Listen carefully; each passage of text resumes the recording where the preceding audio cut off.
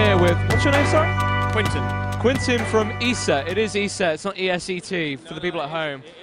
It is ESET. Now, you guys make antivirus for gamers, but I'm quite curious about what this particular promotion here is. Could you explain to me what the Nerf gun's all about? Yeah, it's just a good way. Someone came past actually and said this is the best way they've ever seen of winning free goods.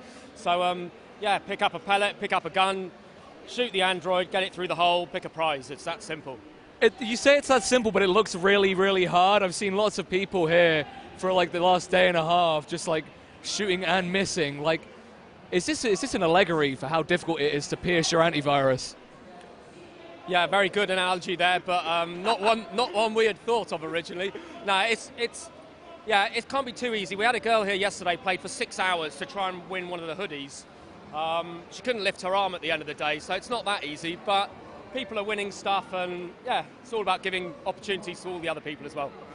Well, that sounds like a lot of fun. I think we're going to get involved. Okay, I am here with two lovely people from ESET. You're looking very, very swanky in that hoodie. Could you guys introduce yourself, the people you're representing, and what you're doing here this weekend? Yeah, sure. We're representing ESET for the StarCraft 2 tournament, the ESET UK Masters. ESET is the main sponsor. I'm Lyrllian. My real name is Sky Landman. I'm from the Netherlands, so is my friend Martijn.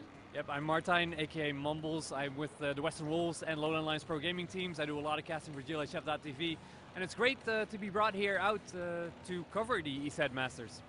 Now, I hope you don't mind me asking, but where did the name Mumbles come from? Everyone here seems to have really unique like handles, really unique things they go by. If you don't mind me saying, any story behind that? Kai's laughing right now because he knows that's a story I don't want to tell.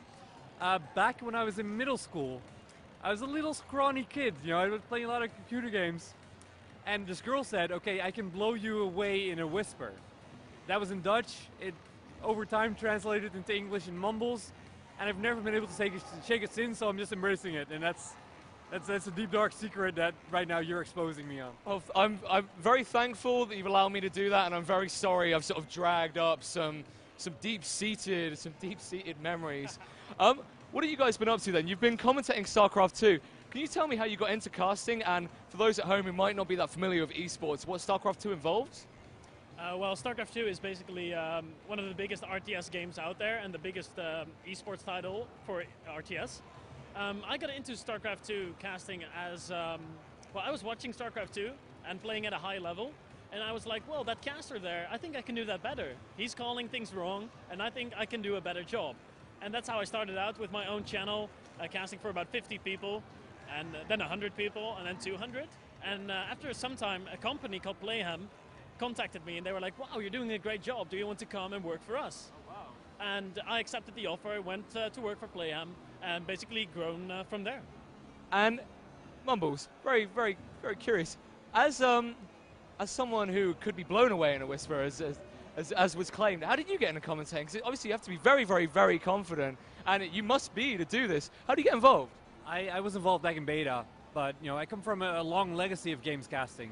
I started with Quake 3, I've done Call of Duty, I've done Warcraft 3, I've done Dota. I've even tried to do some Street Fighter recently, so I'm really trying to broaden my horizon. So I've always been a caster. My latest love is just StarCraft 2, and you know, it started back in beta. You know, a lot of people got their beta keys. Beta keys were basically the one thing that everyone wanted. I got myself on a key and I just started playing hardcore, and I was like, well, hey, you know, I'm playing this hardcore, I'm a very good caster. Well, I feel like I'm a good caster. Let the audience decide for me. No, you guys have been going at it all weekend, and your colleagues are now as well. That's really cool. ESET do antiviruses. Is there anything? Would you like to try and sell that to the student base? Any kind words you have to say about that?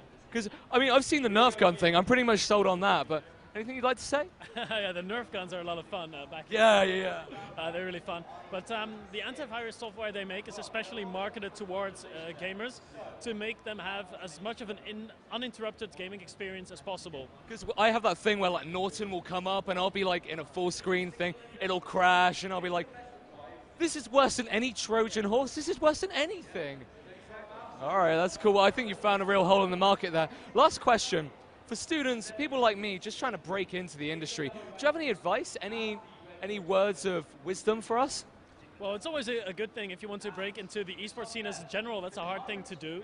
But you can either focus your attention on one title, such as StarCraft 2, or you can broaden your horizon and try to report all games, try to be involved in all games as an interviewer, as anything.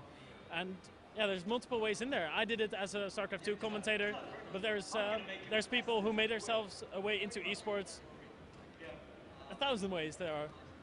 I think the most important thing is to get yourself out there. No matter what you do, put yourself out there. And it's a very hard thing to do for a lot of people to say, okay, I'm just going to do what I do, what I want to do, and see how far I get with what I'm doing. The most important thing is just getting yourself out there, putting your video up on YouTube, or just doing anything to get a name for yourself. And get a regular schedule, produce your content on a weekly basis or something. People will slowly but surely come back for more. You'll build a fan base over time, and that's really a key to becoming successful in esports. Well, there you have it, straight from two very successful esports people themselves. Ladies and gentlemen, ESET. All right, thank you very much, guys. I mean, it looks like it'd be kind of easy. I don't know. But yeah, let's give this a try. Okay, I've just realized. Yeah, okay. Beginner's misfortune. It happens. It's okay, it happens to a lot of guys. Yeah, every man has a misfire every now and again. I try to shoot prematurely. The results were not what I expected.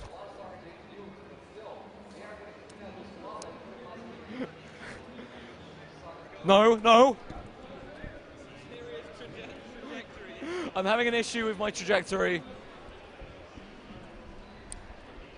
This is, by the way, if you're wondering what video game journalism looks like, this is it. I'm doing it right now. We're so close. One more.